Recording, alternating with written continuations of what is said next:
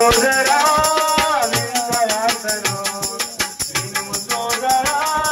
వింత వార్తను దేవదేవుడే త్యాగమాయనే దేవదేవుడే త్యాగమాయనే ఆ దేవుడే దయతో నన్ను వెనక్కి వచ్చను ఆ